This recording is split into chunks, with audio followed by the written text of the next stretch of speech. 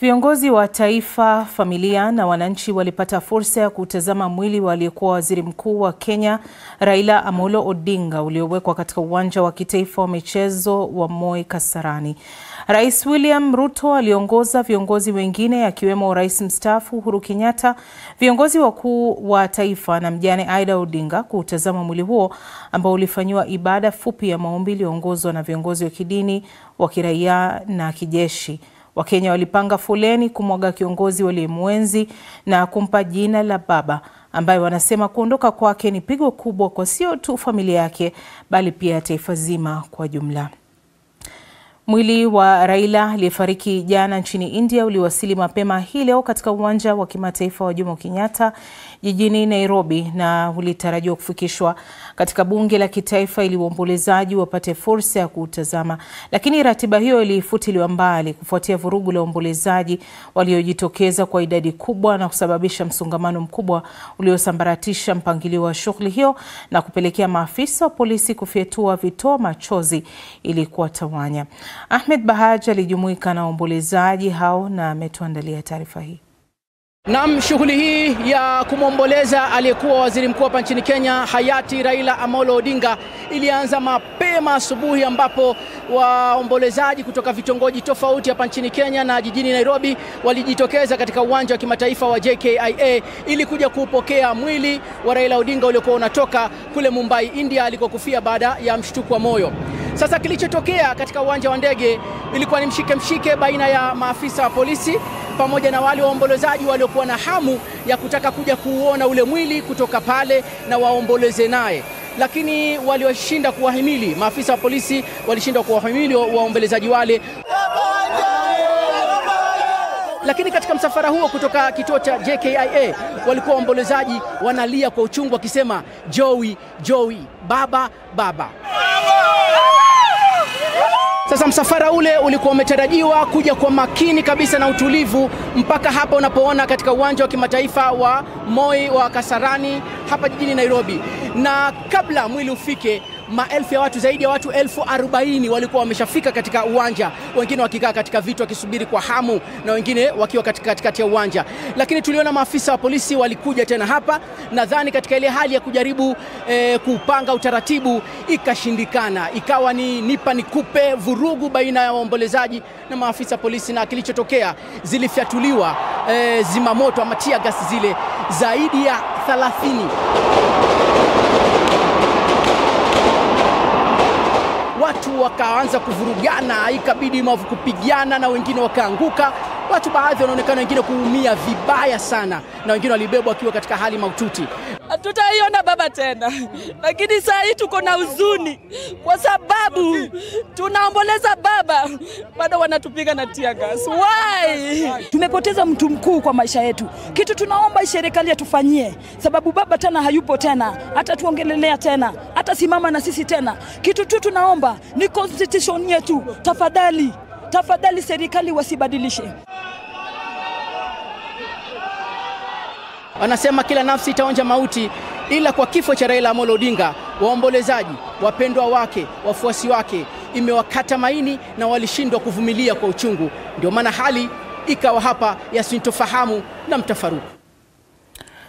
Na kwa sasa tunaungana na Ahmed Bahaj aliyefuatilia tukio hili la kihistoria kwa kina.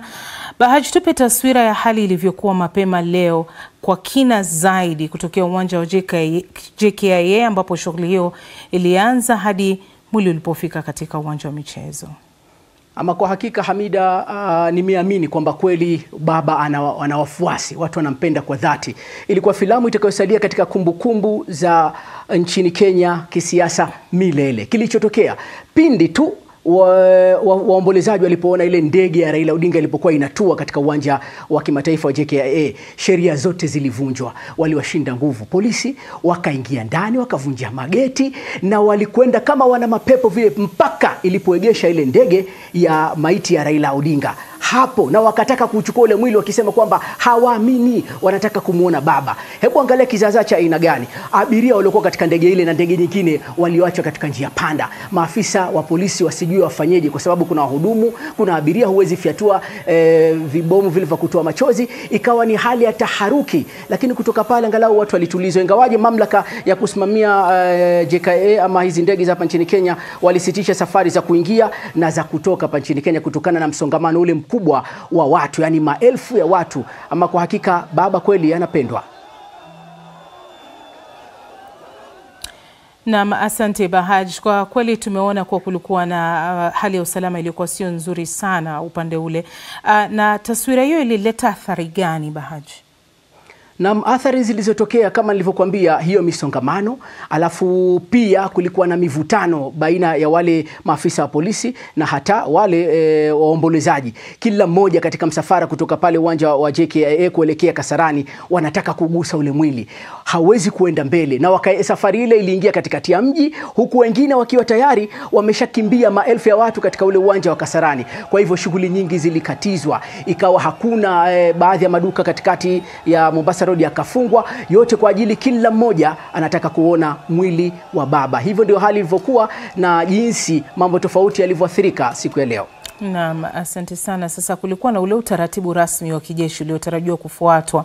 Ni kwa nini hilo halikufanyika Bahaj? Hapo ndio kuna kuja swala ambalo linahitaji jibu. Raila Odinga hakuwa waziri mkuu kwa sasa, alikuwa zamani, lakini katika serikali hii alikuwa ni mtu muhimu ndani ya serikali hii ya ushirikiano.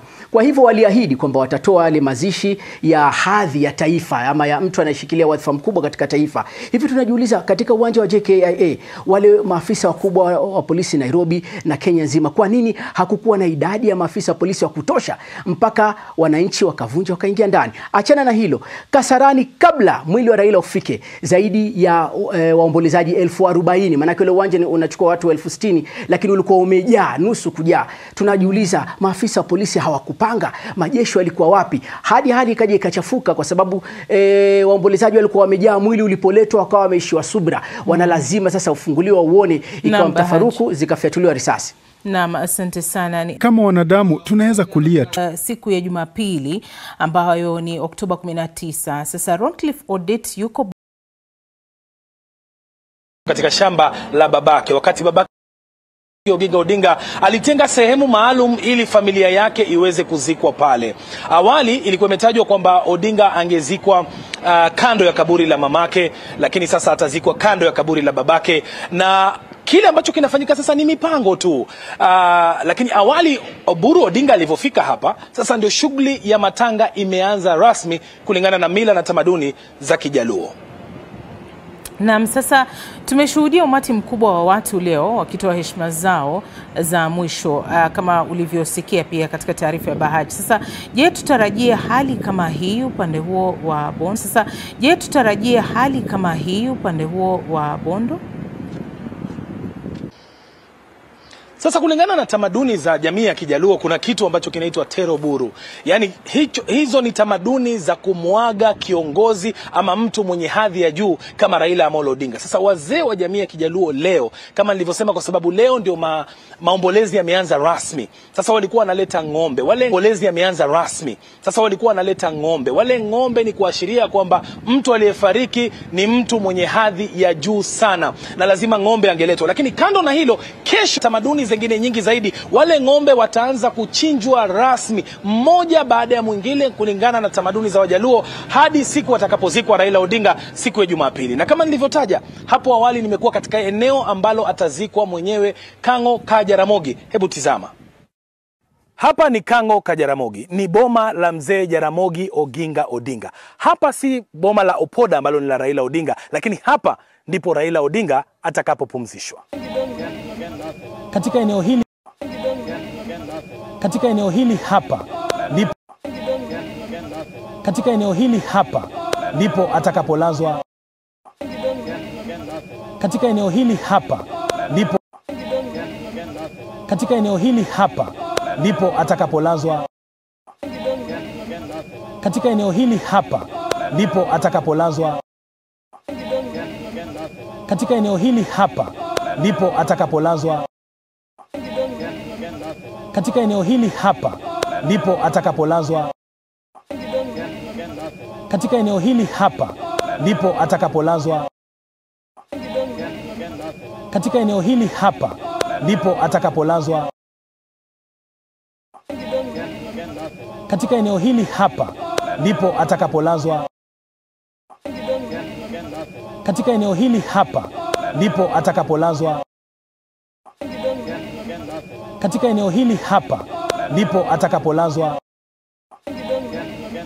Katika eneo hili hapa ndipo atakapolazwa. Katika eneo hili hapa ndipo atakapolazwa. Katika eneo hili hapa ndipo atakapolazwa. Katika eneo hili hapa ndipo atakapolazwa.